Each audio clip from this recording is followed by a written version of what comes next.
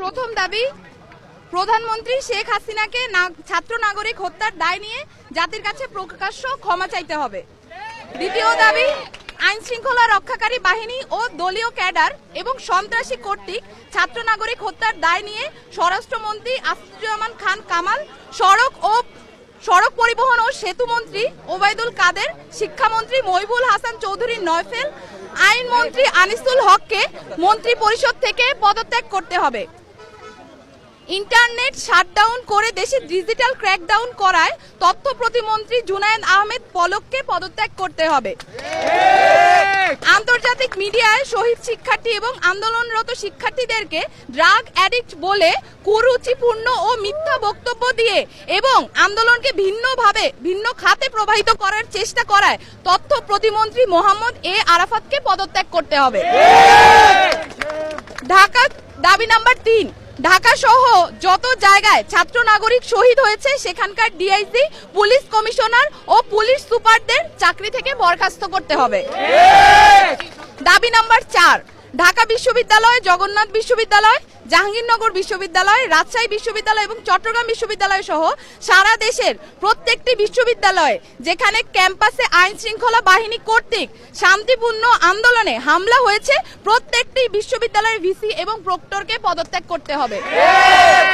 দাবি নাম্বার 5, যে police, BGB, RAB ও সেনা সদস্যরা শিক্ষার্থীদের ওপর গুলি করেছে, ছাত্রলীগ, যুবলীগ সহ যে সকল সন্ত্রাসীরা শিক্ষার্থীদের ওপর নৃশংস হামলা পরিচালনা করেছে এবং যে সকল নির্বাহী ম্যাজিস্ট্রেট, পুলিশ ও সেনা কর্মকর্তাদেরকে নিরস্ত্র ছাত্র নাগরিকদের ওপর গুলি করার নির্দেশ দিয়েছে তাদেরকে আটক করে হত্যা মামলা দায়ের করতে হবে ও দ্রুততম সময়ের মধ্যে গ্রেফতার করতে হবে। দাবি নাম্বার 6, দেশব্যাপী যে সকল ছাত্র নাগরিক শহীদ ও আহত হয়েছে তাদের পরিবারকে অতি দ্রুত সময়ের মধ্যে যথাযথ ক্ষতিপূরণ প্রদান করতে হবে। 7, দাবি নাম্বার 7, ঢাকা বিশ্ববিদ্যালয়, জগন্নাথ বিশ্ববিদ্যালয়, জাহাঙ্গীরনগর বিশ্ববিদ্যালয়, রাজশাহী বিশ্ববিদ্যালয় এবং চট্টগ্রাম বিশ্ববিদ্যালয় সহ সারা দেশের প্রত্যেকটি বিশ্ববিদ্যালয় এবং শিক্ষা প্রতিষ্ঠানে ছাত্রলীগ নামক সন্ত্রাসী সংগঠন সহ সকল লেজুর ভিত্তিক ছাত্র রাজনীতি নিষিদ্ধ করে দ্রুততম সময়ের মধ্যে নিয়মতান্ত্রিকভাবে ছাত্র সংসদ কার্যকর করতে হবে।